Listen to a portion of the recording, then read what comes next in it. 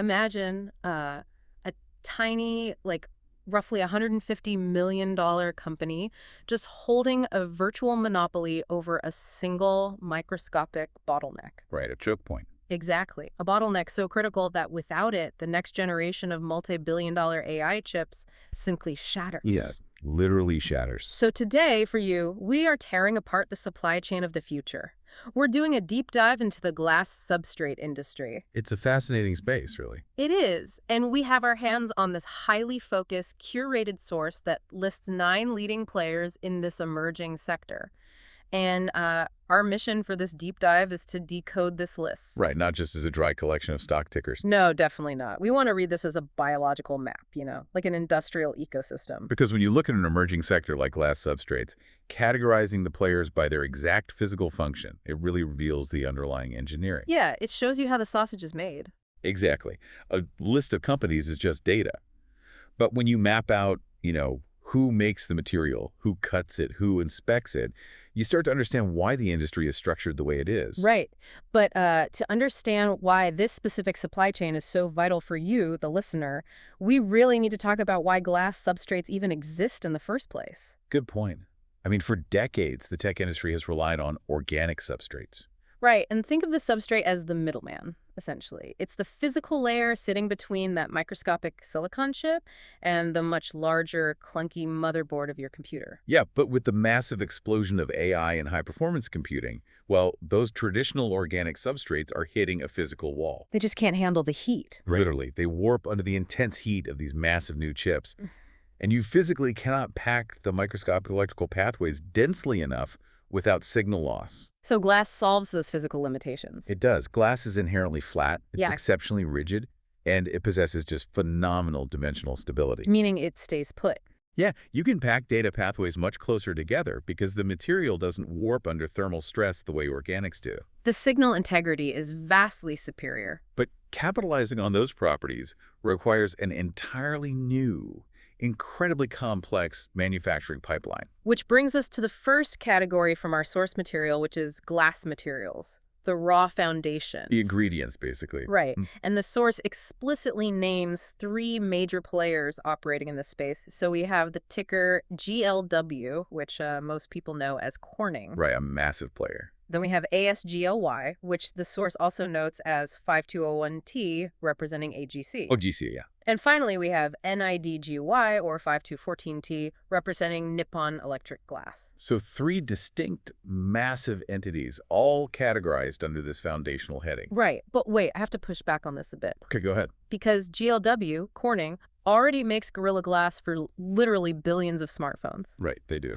They have utterly dominated the consumer glass market for a decade. So why do we need ASGY and NIDGY in this mix? Well, doesn't GLW already have a monopoly on incredibly tough advanced glass? Like, why are 3 titans required just to provide the blank canvas? I mean, it's a fair question. But the glass on your phone and the glass inside a high-performance chip substrate, they're trying to solve 2 completely different physics problems. Oh, really? Yeah. Display glass is engineered for mechanical durability, right? Yeah. Surviving a drop onto concrete. Right. Not shattering when I drop it in the parking lot. Exactly. But substrate glass has to be engineered for thermodynamics. When a massive AI GPU fires up, it generates an immense amount of heat. And everything expands when it gets hot. Precisely. So the critical metric here is a coefficient of thermal expansion, or CTE. Ah, okay. So the glass has to expand at the exact same rate as the silicon chip sitting on top of it. If it doesn't, the microscopic connections between the chip and the substrate will literally tear themselves apart as the system heats up and cools down. Oh, wow. So it just rips the circuitry apart? Yeah, it's brutal. Engineering a glass formulation that perfectly matches the thermal expansion properties of silicon while maintaining, absolute surface flatness at the nanometer scale, that requires monumental R&D. Which explains why we have multiple massive players here. Exactly. The presence of GLW, ASGLY, and NIDGY as distinct foundational players tells us that mastering this specific molecular recipe is a highly competitive, critical first step. Because if the substrate's thermal properties are off by even a fraction of a percent, the final device just fails. It's garbage, yeah. Okay, so let's say you've managed to formulate the perfect dimensionally stable sheet of glass. It survives the heat. It stays perfectly flat. The blank canvas is ready. Right. Yeah. Now you have to actually manipulate it. So we move from the foundational materials to the core processing. The heavy machinery. Yeah, and our source breaks down the equipment into highly specific systems. For etching systems, the source name's LRCX. Right. For dicing equipment, it names a completely different player, DSCSY, or 6146T. Right. Totally separate.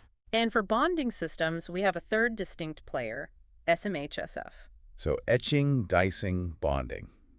3 radically different physical interactions handled by 3 completely separate entities. Here's where it gets really interesting to me. I mean, anyone who follows semiconductor space is used to extreme supply chain fragmentation, right? Oh, absolutely. Nobody expects a massive chip designer to also build their own multi-million-dollar lithography machines. But glass feels different. How so? It's like an assembly line where one robotic specialist strictly etches, another only slices or dices, and a third solely focuses on bonding. It is highly specialized. But why is dicing glass so radically different from dicing standard silicon that it requires an entirely dedicated titan like DSCSY? I mean, silicon is brittle too, isn't it? It is, but silicon is crystalline. Okay. While brittle, its crystalline structure allows it to cleave or break in relatively predictable ways under a mechanical dicing saw. But glass isn't crystalline. No, glass is amorphous. It lacks that predictable internal structure. Oh, I see. So if you try to run a standard mechanical blade through a specialized glass substrate, the internal stress propagates randomly. You introduce microfractures all along the edge of the cut. And a microfracture in a substrate carrying thousands of high-speed data signals is basically a death sentence. Yeah, it compromises the structural integrity and the electrical performance. So they can't just use standard saws. Right. This is why a company like DSCSY is categorized specifically for dicing. They aren't just using sharper saws, They're likely employing advanced laser dicing techniques. Wait, they cut the glass with lasers? Sort of. You use a specialized laser to modify the internal molecular structure of the glass along a highly precise line. Like perforating paper. Exactly. You create a weakened plane, and then you use thermal stress or mechanical force to cleave it perfectly without generating those random microfractures. Wow. So you are fundamentally changing the glass before you even break it. Yeah, and that actually leads right into why LRCX is listed for etching. Because etching glass is fundamentally different from etching silicon, too. Right, because glass is famously chemically resistant. I mean, that's why we use it for test tubes in chemistry labs. Exactly. So to etch microscopic pathways into it for the electrical circuitry, LRCX has to deploy highly specialized plasma etching systems. Plasma. Yeah, they use ionized gas to basically bombard the glass and remove material at the micrometer scale. That sounds incredibly intense. It is. And then SMHSF has to step in for the bonding. Right, because you have this perfectly diced, perfectly etched piece of glass, and now you have to attach it to other layers like copper, silicon, organic buildup films. Which is an adhesion nightmare. I would imagine glass is so smooth. Exactly. It's incredibly smooth and non-porous. Getting metal to stick to it reliably without flaking off under thermal stress requires incredibly advanced bonding equipment. So SMHSF focuses on managing the interface between these wildly different materials. Ensuring that the physical bond can actually survive the lifespan of the chip. Yeah. So this extreme fragmentation we're seeing, it isn't just some artifact of the market. It's a direct reflection of the hostility of the material itself. That's a great way to put it. The physics of amorphous materials literally dictate the structure of the market. You need one company to master the plasma physics of etching, another to master the laser physics of dicing, and a third to master the chemical adhesion of bonding. Because a jack of all trades would just produce a pile of expensive shattered sand. Right. Okay, so you've lasered it, you've etched it, you've bonded it, but you can't just box it up and ship it, can you? No, definitely not. That brings us to the quality checkpoint, the verification layer. The source explicitly name drops 2 major players for inspection tools. Okay, who are they? The tickers are ONTO and KLAC. Now, both of these are legendary names in standard semiconductor metrology. We know they check silicon wafers for flaws. Right, they're the gold standard. But I guess I have to ask, you've built the house, but now you need the ruthless building inspector to sign off. Why is glass giving them a run for their money? An optical inspector looking at a clear piece of glass sounds relatively straightforward, doesn't it? You'd think so, but it is actually an optical nightmare. Really? Why? Inspecting silicon is somewhat predictable because silicon is largely opaque to visible light. Okay. When an inspection tool bounces a laser off a silicon wafer, the light reflects off the surface, which allows the sensors to map the topography and identify defects. But glass, by its very nature, is transparent. Exactly. The light doesn't just bounce off the top. It goes straight through. It goes right through, it hits the internal structures, it hits the bottom layer, and it reflects back up. It refracts. Oh, I see where this is going. Yeah, when On2O or KLAC builds an inspection tool for a glass substrate, they have to account for light bouncing around inside the medium. Like trying to spot a flaw while looking through a prism. Yes. They're trying to find microscopic nanoscale defects, like a tiny void in a copper trace or a microfracture from the dicing process, inside a material that is actively bending and reflecting the inspection lasers in multiple directions. So it's not like looking for a crack on a solid brick wall. It's more like trying to spot a specific microscopic distortion while standing inside a hall of mirrors. That is the absolute perfect visualization of the optical challenge. The algorithms and the sensor arrays required to filter out all that optical noise of the transparent glass while highlighting the actual physical defects, it pushes the absolute boundaries of metrology. Does this mean false positives are a massive issue? Oh, absolutely. Because if the tool gets confused by reflection and throws out a perfectly good substrate, the yield plummets and the whole financial model of the factory just collapses. Right? Yield is everything in this industry. Yeah. If the inspection tools flag false positives, you are throwing away millions of dollars of perfectly good product. But if they miss something... If they miss a true defect, a faulty substrate makes it all the way to final assembly, ruining an AI chip that could be worth tens of thousands of dollars. So having titans like Ontio and KLAC dedicated to the step proves that verifying the integrity of a glass substrate requires immense computational and optical power. Inspection is not just a passive rubber stamp. It is an active, aggressive interrogation of the material. Man. All right, so we have mapped out a brutal but very logical supply chain here. We started with the foundational thermal engineering of the glass materials. Yep. We moved into the intense, highly fragmented processing of plasma etching and laser dicing. We passed through the complex optical interrogation of the inspection checkpoints. We covered the main bases. But as we look at the very end of our source material, it leaves us with an absolutely fascinating anomaly. The outlier. Or, as I would call it, the choke point. The choke point, Yeah. exactly. The final player on this curated list is a company with the ticker LPK. Okay. Their focus is listed as TGV equipment. The source explicitly notes that LPK is mentioned by industry analysts like TrendForce as a critical player. High praise. And here's the kicker. Here's why they really stand out. Mm-hmm. The source notes that their market cap is approximately $150 million. Wow. I mean, in an industry dominated by companies valued in the tens or hundreds of billions, $150 million is almost a rounding error. Exactly. We are looking at a list filled with absolute giants. Corning, applied materials competitors, metrology titans, and right in the middle of this multi-billion-dollar ecosystem is a tiny $150 million company that is deemed absolutely critical to the whole operation. That is a massive contrast in scale. It's like looking at a list of massive multinational construction firms building a skyscraper, and right in the middle is a tiny local locksmith who is somehow holding the keys to the entire project. It really makes you pause. So let's decode this. What on earth is TGV equipment, and why does it give a company this small a seat at the table with the titans? Well, TGV stands for Through Glass Vias. Through glass vias. Okay, and this is the central engineering challenge of the entire glass substrate transition. Really? The central challenge. Without a doubt. Yeah. We established earlier that glass is a fantastic insulator. It prevents electrical signals from leaking. Right. But a substrate has to connect the chip on top to the motherboard on the bottom. So you have to get the electricity through the glass somehow. You need microscopic tunnels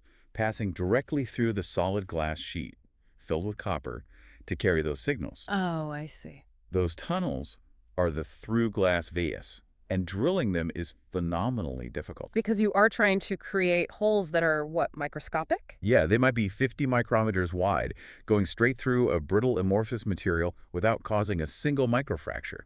And you might need tens of thousands of these holes on a single substrate. But standard mechanical drills would just shatter the glass instantly, wouldn't they? Oh, they would completely destroy it. Yeah. So the industry relies on a process often referred to as laser-induced deep etching, or LAE. LAE. Okay, so lasers again. But you don't just blast a hole with a laser. Mm. You use a highly calibrated laser pulse to modify the chemical structure of the glass in a perfectly straight microscopic column. So the laser doesn't remove the glass. No, it just changes it. And then what? You use chemistry to finish the job. Exactly. You bathe the substrate in an acid. Because the laser-modified glass is far more reactive to the acid than the surrounding untreated glass, the acid eats away only the specific columns you hit with the laser. Leaving perfect, incredibly smooth microtunnels. Exactly. And LPK makes the equipment that handles this process. Right. And the fact that TrendForce calls them a critical player for TGV equipment suggests they hold highly defensible intellectual property. Or they have simply mastered the proprietary calibration of those lasers better than anyone else in the world. That fundamentally changes how you view value in a tech supply chain.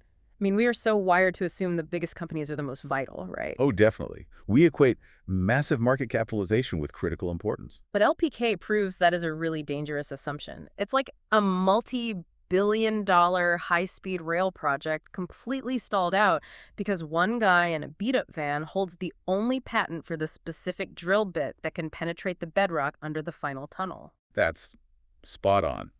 The giants who engineer the thermal properties of the glass, the giants who plasma etch in the surface, the giants who optically inspect the final product, they all have to pass through this one specific, highly specialized toll booth. Because if you cannot drill the through-glass vias reliably, the entire substrate is just a useless piece of glass. You can't bypass the toll booth. You either pay the toll or the signal doesn't cross the substrate. Which is exactly why analyzing an ecosystem function by function is the only way to really understand it. Totally. I mean, if you sort a spreadsheet of semiconductor companies by market cap, LPK is visible. You would never notice them. Never. Yeah.